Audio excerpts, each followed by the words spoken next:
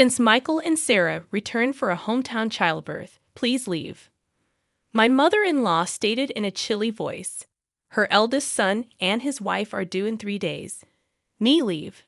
I asked, confused and stunned. Yes, we don't need another mother figure anymore. You've been redundant for a while now. Michael and his family will be living here, so make sure you're out by tomorrow, she continued. I knew I was never truly accepted into the family since the day I got married. Treated as a wife, never did I imagine they would tell me to leave. You barren failure, you were allowed to experience raising a child. Be grateful. We have no obligation to support you anymore. It seems like Simon is tired of you too. What's Simon to? I gulped down my saliva. If it's not a conspiracy between my mother-in-law and Michael, then I don't need to stand in ceremony with my husband anymore. Foolish to drive me out, but it was my mother-in-law who ignited this. What happens to this house now is none of my concern. May they face the reality they have ignored squarely. Personally, I'm Anna Thompson, 45 years old, living with my husband and mother-in-law in a popular area close to the station. The access to the city center is superb. When house hunting, my picky husband, recently promoted to a managerial position, insisted on a spacious apartment. The rent was steep, but the space and rooms made it worth the stretch. My husband, Simon, 8 years my senior, a divorce I met through a friend's introduction. Comforted by the enveloping kindness unique to an older man, we decided to get married after 2 years of dating. Even when I told him about my infertility due to past illness, his affection did not waver. Likewise, my feelings remained unchanged when I learned of the circumstances he carried. My husband had a son named Michael from his previous marriage. I'm truly sorry to ask you, who have never been married, to live with my parents and son. I won't make you suffer. I'll ensure you're happy. That was the promise he made to me. To prevent me from feeling suffocated, my husband suggested moving to a spacious apartment where I could have my own room. Michael, turning 10 this year, won't need much care with my mom around. You don't have to push yourself. After his divorce, my husband got help with childcare from his parents at their home. A few years later, Simon's father passed away in an accident, and it seems his mother took over as Michael's caretaker. From the first meeting, Michael wouldn't even make eye contact with me. I thought it might be his shy nature, approaching a difficult age, so I didn't worry. As long as they accepted me as a member of the household, I was content. My mother-in-law was a quiet and refined person. When I visited to formally introduce myself after our engagement, she treated me with such politeness that I thought we would get along fine living together.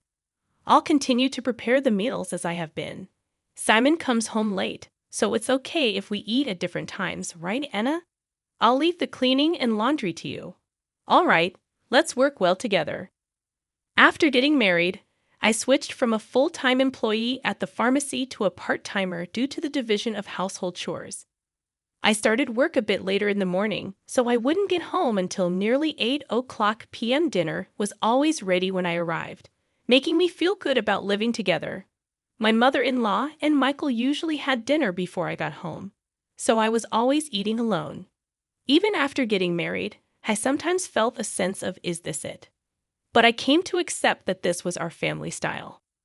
From the beginning, my mother-in-law never really liked me and didn't consider me part of the family at all. Michael, the school's activity day is before summer, right? When is it? We're all going to see you. Sometime after getting married, I tried to break the ice with Michael, who still hadn't warmed up to me. No, as Michael faltered, my mother-in-law interjected, we'll go there. Just Simon and me. Anna, you don't need to worry about it. I misunderstood her words, thinking she was just being considerate. I can get the day off work. Let's all go together. You don't need that. You're Simon's wife. And Mick's family has always been just Simon and me. I was quite shocked when I brought it up with my husband at night. He said, Mom's been clinging to Michael. She probably thinks you're trying to take him away. I'll talk to her eventually.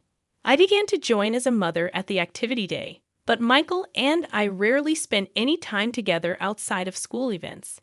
Sometimes I could tell Michael wanted to say something, but my mother-in-law always cut in between us. I later found out that she had been bad-mouthing me to Michael. Anna said she could be happy with Simon if Michael weren't around. She's a terrible person. Dad must be deceived by her too. If a boy in his formative years hears such things, it wouldn't be strange for him to distrust me. It was a sickening story, but at that time, I hadn't imagined that my mother-in-law could do such a thing. After graduating high school, Michael immediately moved in with his girlfriend and left home. As soon as he started college, a year after he started working, he married her without a ceremony. Once Michael moved out, my mother-in-law surprisingly stopped doing housework altogether. Instead, it seemed that picking on me had become her sole entertainment. She stopped cooking, which she used to do before, and now just sits at the dining table waiting for me to come home. Without a moment to sit down, I would stand in the kitchen and prepare dinner. You're really inefficient. At this rate, it'll take you all night. I was never good at cooking, partly because I had always relied on my mother-in-law to prepare the meals. Whenever I did manage to cook, she would taste each dish and invariably complain, "This tastes awful. I'm sorry, I'm trying my best." You're astonishingly tone-deaf when it comes to flavors, Anna. It's a good thing Michael never had to eat this. How terrible. If she thought so, she might as well make it herself. But it seemed she just wanted to complain to me, not just about the meals, but she started nitpicking everything from the cleaning I never used to do to the laundry. Why are there so many wrinkles on the laundry? You have to vacuum every nook and cranny. You really can't do anything right. Didn't your family teach you anything? With that, my mother-in-law sighed while looking at me being belittled. Even about my family, I clenched my fists in frustration. I don't know how you won over Simon, but I can't see much charm in you as a woman. And she always concluded with the same line, "If you hadn't come, Michael would have never left." I understood that there was a gaping hole in her heart since Michael had left. Maybe it was what they call empty nest syndrome. If taking it out on me made her feel better, that's what I told myself to endure it. But her bullying took on new energy after a certain event.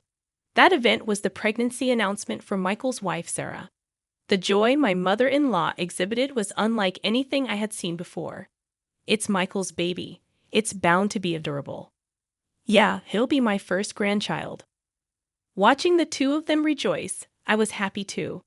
But my mother-in-law's excitement was beyond normal, probably because Michael asked her, "Grandma, can Sarah have our baby at your place?" Sarah's family home is an hour away by plane, and since they have no one else to rely on here, they turn to us for help. Of course, my mother-in-law wouldn't dream of turning down Michael's request. The phone calls from Michael started to become frequent, and her excitement went through the roof. The next day after getting the news, she started preparing enthusiastically. From cleaning out Michael's room to preparing the bedding and making a list of baby items, it was like she had great-grandchild fever. Naturally, I had to get involved too. When I returned from work, "Anna, I vacuumed Michael's room, so you need to wipe the floors and the windows and please wax them too. This weekend we're going to the department store to look at baby cribs." Cleaning and waxing at night was tough, especially after a long day at work. If I even thought about cutting corners, I'd be told to do it over again. Moreover, my mother-in-law started asking for money, and before I knew it, the house was overflowing with baby stuff. "Anna, I need you to withdraw some money tomorrow. There are things I want to get ready for the baby again. Isn't it wasteful to prepare so much when Sarah and Michael haven't even arrived? Shouldn't we wait and choose together with them?" I had wanted to meet my mother-in-law's requests, but I was troubled by the relentless spending. How can you be so cold? It's Simon's grandchild. Oh, that's right. You're not related to Michael by blood. You don't care, do you? That's not true. Please don't say that. I just thought Sarah might want to pick things out herself. Wouldn't you want to choose things for your own child? Perhaps because I was making a valid point, my mother-in-law glared at me sharply. I immediately thought I had gone too far, but it was too late. Without a word, my mother-in-law went back to her room looking upset. I did reflect on it, but I was also shocked to be spoken about in such a way. regarding Michael. The next morning, my mother-in-law didn't come out of her room, perhaps still angry. Simon had a 3-day business trip starting that day, so he just called out, "I'm leaving," through her door. Please don't throw cold water on Mom's great-grandchild fever. She hasn't been the same since Michael left. You were worried too, right? I was. But if we spend all our money like this, we'll have nothing left when Michael and Sarah arrive, right? Simon's face immediately turned sour. Are you saying my earnings are too low? That's not what I'm saying at all, Simon just said, "Fine," and left with a look of dissatisfaction. Discussions about money always end up like this. Since I'm the one managing our finances, I can't help but think ahead. Of course, there's a reason for that. We've been married for 13 years. Simon has provided me with a very comfortable life. Your part-time income is for you to enjoy. Simon had always told me so. I saved everything beyond what I needed for myself. Even though it's in my name, I consider it our shared property. But then Simon's company's performance declined, and over the last 5 years, his salary has dropped to 2/3 of what it was when we first got married. While there's uncertainty whether his company will last until his retirement, he doesn't seem to consider changing jobs. For appearances in front of my mother-in-law, my husband couldn't give up his title as a department head. Now I'm the one paying the rent, and he covers the living expenses. We've kept this from my mother-in-law to save my husband's face. That day, I left work a bit early to apologize to my mother-in-law. When I got home, she was already sitting at the dining table waiting for me. "I'm sorry about yesterday. I may have gone too far," I admitted, but my mother-in-law remained silent. Instead, she blindsided me with unexpected news. Michael and Sarah are returning for a hometown childbirth. "Please vacate," my mother-in-law declared in a chilly tone. The eldest son and his wife were set to arrive in 3 days. Perplexed and stunned, I asked, "I have to leave." She affirmed, "Yes, we don't need another mother figure anymore. You've been redundant for a while. Michael and his family will be living here. Make sure you're out by tomorrow." The realization hit me hard. I had never truly been accepted into the family since the day I got married. I had always been treated as an outsider. The news of Michael's return for the birth made it clear. "You barren failure," my mother-in-law continued. "You are allowed to experience raising a child. Be grateful. We have no obligation to support you anymore. It seems like Simon is tired of you too. Maybe he's getting along well with a new girlfriend by now."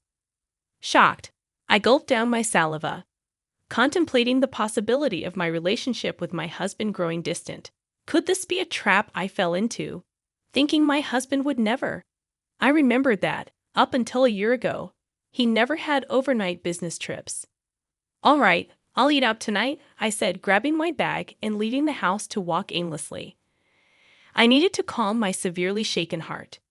Worried about my husband, I tried calling his cell phone despite my mother-in-law's words. I still wanted to talk to him, but he didn't answer, no matter how many times I rang. I dialed his office, only to learn that he had taken a couple of days off. My mother-in-law's words began to ring more true. Could he really be on a trip with another woman? Dark thoughts crowded my mind, and I found myself overwhelmed with emotion, tears streaming down my face.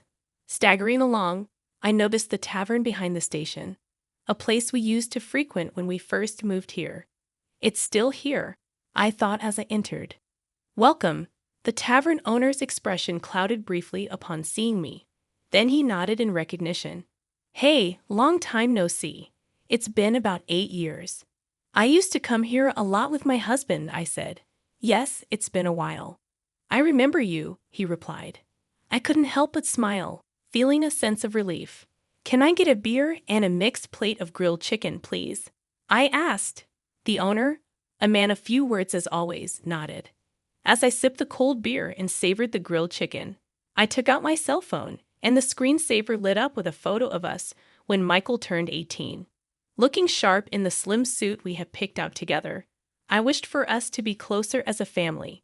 The beer washed down my throat, taking the day's fatigue with it. Could I really move out tomorrow? Contemplating the next steps, I searched for moving companies, finding one for the job the next day. I also looked up junk buyers and saved 2 companies in my favorites. Changing the screensaver on my phone seemed to clear my head completely. The beer and grilled chicken tasted exceptional. I decided to think about everything once I got home. Walking away from the tavern, I was called from behind. A young waitress from the tavern was running towards me. "Excuse me, are you Mrs. Thompson? I noticed the screensaver on your phone," she said. Confirming my identity, she dropped a bombshell. My husband was having an affair with one of their employees. We exchanged contact information, and she promised to keep me informed. My mother-in-law's words appeared to be true. Instead of sadness, a fierce anger welled up within me. It was time to confront this head-on. Booking an appointment with a moving company, I resolved to move out that day. If it wasn't a conspiracy, and my mother-in-law and Michael were truly involved, then I no longer needed to honor my husband. Returning home, I packed my belongings until midnight. Without hesitation, the moving company arrived on time, and I made it clear that I was leaving.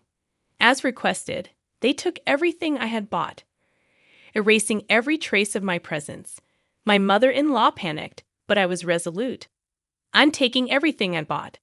You can start a completely new life tomorrow," I declared, suppressing a laugh.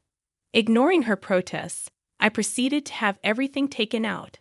My mother-in-law complained loudly to the movers, but there was nothing she could do. The only items left in the house were piles of baby gear and her old dresser from before the marriage. "Well then, I bid you farewell. There should be no trace of me left, so enjoy your life with Simon, Michael, and his family," I declared, leaving her sitting there stunned. Placing the keys on the table, I exited the room. The movers held onto my things for a while, and I decided to stay with a single colleague for some time. Feeling a sense of completion, I slept soundly that night. A week later, I finally heard from my husband. I wondered if he was scheming with that other woman. While my husband was dragging his feet, I received a call from the young woman at the tavern. "Got a good shot, so I'll send it to you." In the photo, my husband was chatting up a not-so-young woman at the tavern. Maybe out of a sense of justice, the young woman must have followed them after they closed. There was also a photo attached of the 2 entering a hotel. Even in such times, the cheating continues, I thought, and any last bit of affection I had for my husband dissipated. I asked for the woman's name and had her address looked up. The next day, armed with all the evidence of the affair, my husband called. "Anna, where are you? Michael and his family are here too. Aren't you going to come home soon?" "No, I'm not coming back. Your mom told me to leave. I'm done here. Michael and his family are going to live with you now, right?" I knew it. Michael and his family were out of money and looking to crash at our place. I heard that after graduating from a vocational school, they'd been hopping from job to job, and now they're working part-time. "No. I want you back, Anna. I went to the pharmacy, and they said you're off for a bit. Got a place to crash." "Yeah, I'm fine. So don't worry about me. Your mom and Michael didn't like me, right? I reckon they're happy to have the place to themselves without me around." My snide comment left my husband speechless. He knew his mother and Michael never accepted me as family, but pretended not to see it. "Well, all right. I have something to say, so I'll come back there once," my husband replied with a relieved please in his voice. Days later, I returned to the house for the first time in a long while. Some new pieces of furniture and appliances were inside. When Michael and Sarah saw me, they just nodded from their seats on the sofa without getting up. As I took a seat, my mother-in-law glared at me with a scary look on her face.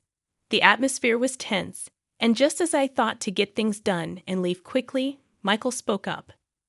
"What are you doing here? You took everything from the house. What kind of monster does that? Dad's been supporting you, and you've had it easy." I sighed. "I took everything because I paid for it. I wanted to remove all traces of me, just as you wanted, right? That's crazy, right? There's no way you could afford all that just working part-time at the pharmacy," my husband said. When I glanced at him, he started talking as if he'd resigned himself. We've been getting by on what Anna and I both make for a little while now. Then the stuff you took should be both yours." Instead of my speechless husband, I decided to speak up. "Simon's company has been doing poorly, and his salary plummeted. That's why, for the past 5 years, I've been covering what's missing. But that wasn't enough, and now I'm the one paying our rent." My mother-in-law looked at my husband with surprise. "I'm not just a part-timer, I'm a part-time pharmacist, and the pay is quite good. I'm making more than Simon now." At my words, my husband awkwardly looked away. My mother-in-law's eyes were frantically shifting between my husband and me. "From now on, Michael, you'll be paying the rent. You're going to live here, right? After all the help your grandma's given, it's time for you to take care of her." Michael looked at me with a shocked expression. When I dropped the news suddenly, "Rent? How much is it?" he asked. "It's $5,600. Good luck, since it seems my role as a mother is over. I don't have an obligation to take care of you anymore. Pull yourself together. You're going to be a father soon." Michael murmured with a shake of his head, "That's impossible." It was Sarah who raised her voice upon hearing this. "Wait, $5,600? Weren't we supposed to live here for free, covering rent and living expenses?" I almost burst out laughing. "Don't worry, Sarah. You can move to a cheaper place. Simon still makes a decent salary." Hearing this, Sarah's face relaxed a bit. "Oh, since I'll be leaving you, Simon, life might still get tough with your mistress, huh?" At that, Sarah finally broke down in tears. It was my husband who panicked. "What? What are you talking about?" Sarah replied, "Oh, your mother told me about the new woman. I guess it's time to end my role as a wife too. My husband must think there's no evidence. Indeed, it hasn't even been 10 days since I left the house. Wouldn't that hurt Mary if she heard you? Well, I'll get in touch about that later." At the mention of Mary's name, my husband jolted, realizing that I knew everything. He held his head inside. This is not the atmosphere to write a divorce paper. "Well then, I'll be going now. Please talk to me further through a lawyer." Neither my husband Simon nor Michael said anything more, staying silent as I grabbed my bag and stood up. My mother-in-law stood up simultaneously, slamming her hands on the table. She yelled with a voice too strong for an elderly woman, "What the hell? It's all your fault our home is in shambles." I was instantly irritated. "It was you who told me to leave. It was you who said Simon had another woman. And you interfered with my relationship with Michael. Everything was you." I felt a surge of heat in my chest. I regretted not being more assertive with my relationship with Michael, not holding back because of my mother-in-law. "Michael has nothing to do with this. It's time for you to step up, Simon. He's going through a hard time. You should support him as his wife, take responsibility as a family member." What is she even talking about?